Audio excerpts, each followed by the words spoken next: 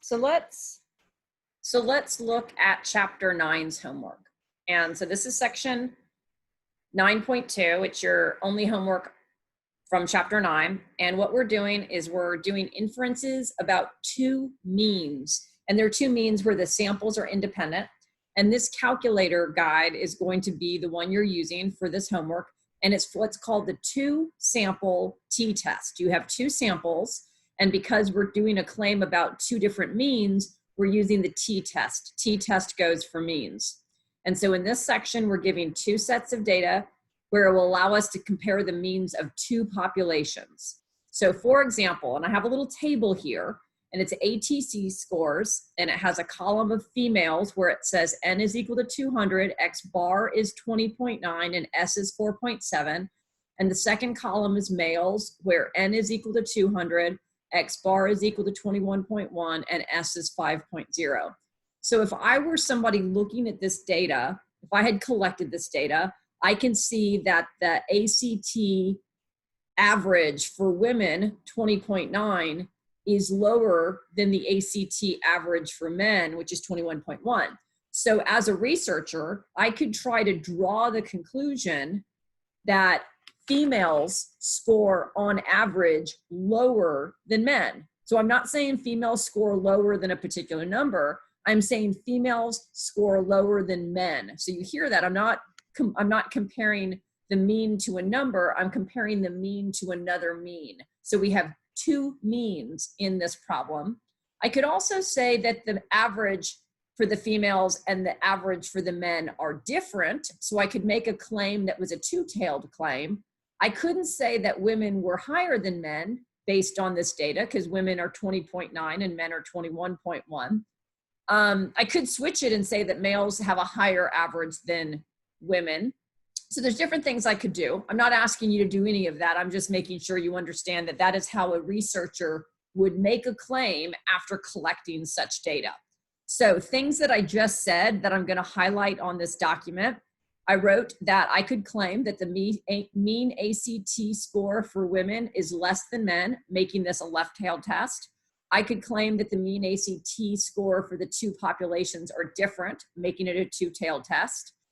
That would be the decision of the person writing the question or the research statement. But notice neither of those claims have a number in them, which is something we used to look for when we were setting up H0 and H1. What they have is one mean versus another mean. And so that's how we'll be setting up H0 and H1. And H0 and H1 will look H0 will look the same every single time. Symbolically, H0 always has an equal sign. Mu is the symbol we use when we're making a claim about mean. So that's not going to change, but we have two of them. So H0 for chapter 9 will always be the claim that mu1 is equal to mu2. H0 has an equal sign and it assumes the two populations are from or have equal means. And then if it's a left-tailed test, your H1 would be mu1 less than mu2. If it was a two-tailed test, it would be mu1 not equal to mu2. And if it was a greater than or right-tailed, we would just have mu1 greater than mu2. But H0 looks the same for all of your homework in chapter 9. So the good news is super easy test statistic to calculate. We'll be using the two-sample t-test calculator program. And I have the steps outlined on this handout. Part 1, the test statistic. To calculate the test statistic, we will use the two-sample t-test calculator program. The way to get that is you press the stat button and scroll over to tests. You select from the list the two-sample t-test. Make sure that your calculator input is listed as stat. We will not be doing a list of data values in this section, and press enter. And then enter the values for the following. You're going to put in your your sample mean of the first group, your sample standard deviation, and your sample size of the first group. And then you'll put in the average of the sample for the second group, the standard deviation for the sample of the second group, and your N. So basically X bar 1, SX1, and N1. X bar 2, SX2, and N2. And they're not gonna try to mix you up. Just put them in carefully. If they don't give them to you in the right order, just make sure you're putting the numbers in the right place. The good news is these will be well labeled and you won't even have to do much reading. Make sure that you select the right tail type, less than, greater than, or not equal to, and press enter to match your H1 setup. No for the word pooled. In the calculator, they're gonna say pooled, and it's gonna have an option for yes or no. You're always gonna make it no, and then highlight calculate, press enter, and you'll get your t-test statistic and the p-value that goes along with it. So what I'm gonna do is I'm gonna work a problem through. I'm going to come back and talk about part 2 here on this handout, the confidence interval. But for right now, we're just gonna do one problem all the way through. So trying to decide which one I want to do first. I'll do this one right here. So it says, based on the following sample data, this is example 1, a researcher claims that the mean ACT score for females is lower than the mean ACT scores for male. Use the 0.05 significance level to perform a hypothesis test to test this claim and answer the following questions. So we've got a table again. It's the same table as in the front page, but I'll read it one more time. The heading of the table is ACT scores. There's a column of females and a column of males. Each column has 3 rows. For the females, the first row says N is equal to 200. The second row says X bar is equal to 20.9. And by now I need to know that X bar stands for the sample mean of females. And S equals 4.7. S is the standard deviation for females. For the male column, N is equal to 200. X bar is equal to 21.1 and S is equal to 5.0. So that's the data. It's already ready to go into my calculator. One thing I noticed is I don't see any subscripts there. They didn't say N1 and N2. They just said NN. It makes sense to me that since females are the first column, I'm going to let those be the subscript 1. So N1, S1, etc. And the males are the second column. So they'll be the 2s. If you don't do it that way, you might have to change your claim. But they claim that females have a lower mean score than men. So it makes sense that I will say that mu1 females is less than mu2 the males. If I switch the order of the males and females, I would change my claim, which I wrote there. All right, so the setup for H0 and H1. H0 always has an equal sign, and it's always going to have mu1 equal mu2 every time. In this case, because our claim has the phrase less than or lower than, H1 colon mu1 less than mu2. There are no numbers. I'm not taking the numbers from this table and putting them in my H0 and H1 because those are the sample data, and the sample data never goes into H0 and H1. All right, so to calculate this problem, and I'm going to scroll out a little bit so that I can see it all at once. To calculate the test statistic, we're going to use the 2 sample t-test. So let's bring that up on our calculator. Super easy to do because of the fact that the data is just right here, ready to go in. So I'm going to hit the stat button. I'm going to scroll over to where it says test, and I'm going to scroll down until I get to the one that says 2 samp t-test, and that's number 4 for me. So when I select enter, I do want to make sure that I'm not on input data, but that I'm on input stats. So if you're seeing a place to put lists, you're on the wrong input. So I scrolled over, mine now says data is not flashing, stats is flashing, and I've got a place to put in X bar 1, SX1, N1, X bar 2, SX2, N2, tail type, and no to pooled. So I'll just start typing the numbers in that they gave me. They told me that X bar, they didn't give me in the order, they gave me N first, but I want X bar first. So I've got 20.9 for my X bar in my first list. I've got 4.7 for my, sometimes it's hard to use this calculator and my computer at the same time. I have 4.7 for my SX1, and I've got 200 for the number of females. And now I go to the second column. So I've got the X bar is 21.1. I've got SX2 is 5.0, and the total for my second column is also 200. Those don't have to be the same. I move on to tail type. I make sure to hit enter where it's a less than tail.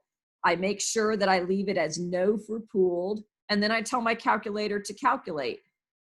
And when I do that, I get a display, and I have the display typed up here on the computer handout. And first thing I want to notice is that mu1 less than mu2 is showing up on the top of that display. Less than should match my H1. Mu1 less than mu2 is my H1. It's giving me a T equals negative 0.412174. It's giving me a p-value of 0.340217. So they've asked me to calculate the test statistic. And so I'm going to write down that our test statistic is T equals negative 0.41. If I round that to 2 decimal places right from the display, the p-value is right below that. I'm going to round it to 4 places, 0.3402. And then they ask me my conclusion, just like they will in the homework. And I know that every time my p-value is less than alpha, I reject H0 and support H1.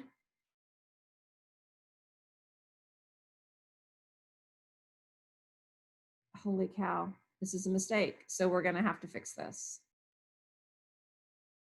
Oh, no, we don't have to fix this. I'm sorry, I can't read. So our p-value is 0.3402. For some reason, I saw a 0 before that 3, which is not right.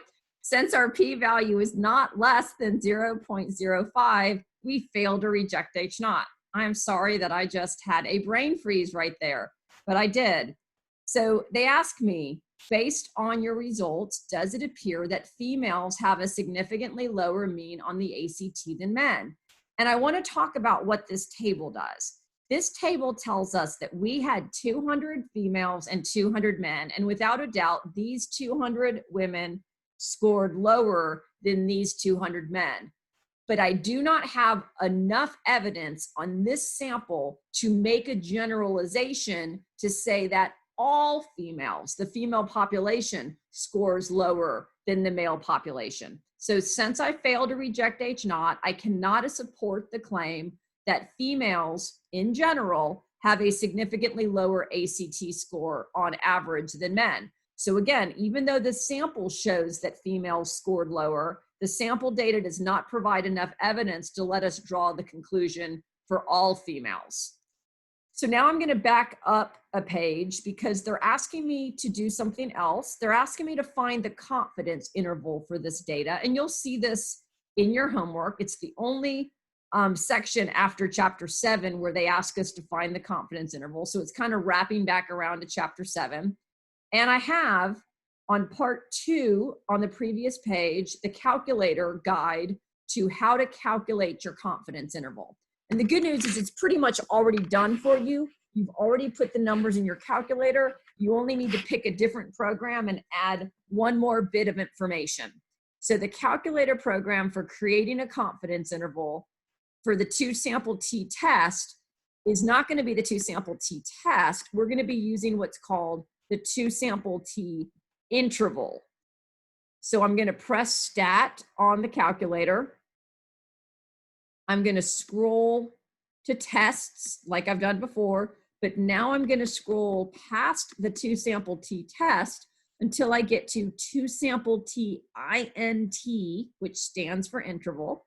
I'm going to select that, and all of the numbers that I've already entered are in there, and there's only one thing that I'm going to have to change each time, and that's the C level. So let me move this calculator out of the way for the second. You are going to have to refer to this handout when you are doing your homework. It says every time you need to fill in the C level, the confidence level, if it's a 2-tailed test, then you're simply going to enter the complement of your alpha. So if your alpha was 0.05, that means you would put in 0.95. That's how you do a 2-tail. But we don't have a 2-tail this time. Ours was a less than problem, so we have to do a 1-tail. And this is going to feel weird, but that's why we have a handout for it. It says for a 1-tailed test, you need to multiply that alpha by 2 first and then take the complement. So we have the case that alpha is equal to 0.05 in the problem that we're working. We're going to multiply that by 2. We're going to get 0.10, and the confidence level will be 0.90. not 0.95. My dog is barking, so I'm going to leave the room and go into another room. And so we're back to that example. And I'm scrolling back down. And they said, find the confidence interval for this data. So I would have pushed the stat button. I would have scrolled over to tests. I would have gone to the 2 sample t interval. And where it says confidence level, since this is a one-tail test, we will first multiply the given alpha, which was 0.05 by 2, and then we'll take the complement. So 0.05 times 2 is 0.10. So the confidence level I will put in is 0.90. So I'm going to change that on this calculator. So my level is 0.90. Pooled is always no. I'm going to hit calculate. And I'm going to come out with a lower bound on the left. So it says parentheses, -1, comma, 0.6, close parentheses. And they usually will have some decimal places. And so the interval is a lower bound of -1, and you'll have a place to put that in your homework. And you'll have an upper bound of 0.6 in this case. Often it'll have more decimal places and I'll have to round. And that's how I got my interval. And then again, back up to this handout, they're going to ask me every time, does this support my answer that I got previously? And the answer is always going to be yes. If both of the numbers are positive, that lends support that we will reject H0 and support H1 in a 2-tailed test. And if both of the numbers in the interval are negative, that supports that we can support the claim that mu1 is less than mu2, a left-tailed test, or a 2-tailed test where I'm pulled to the side. When the confidence interval contains 0, which means the lower bound is negative and the upper bound is positive, that means we will not reject H0. We're able to trap 0. So in this case, we cannot say that we reject H0. All right, so this is the end of this example. What I would ask you to do is practice this with this one first. I'm going to come back and do a second video over example 2, now that we've gone through it once. And then I'm also going to come back and do these examples from the MyStatLab assignment so that we've got I guess that's 1, 2, a couple more problems like that. So you'll see a bunch of them. So again, make sure you're practicing with your homework, make sure you're reading the handouts, and I'll meet you back here on the next video.